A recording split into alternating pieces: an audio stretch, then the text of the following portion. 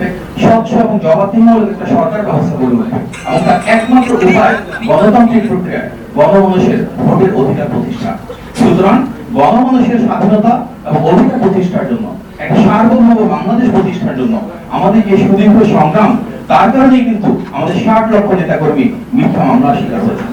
আমাদের এখানে যে সিনিয়র নেতৃবৃন্দ রয়েছেন, আপনারা যদি ওনার যে প্রত্যেকের জীবনের দিকে তাকান, গত 16 বছরে যে সংগ্রামী ভূমিকা ওনাদের ছিল, নিজেদের পরিবার পরিবার ছেড়ে প্রতিটা মুহূর্তে দেশের জন্য বিসি ভাইকে দেয়, অসীম ভাইকে দেয়, হেলাল ভাইকে দেয়, প্রত্যেকে কিন্তু এই ধারাবাহিকতায় একটা বিএনপি জাতীয়তাবাদী আদর্শের প্রতিনিধি হিসেবে আমাদের সামনে তারা উজ্জ্বল দৃষ্টান্ত স্থাপন করেছে।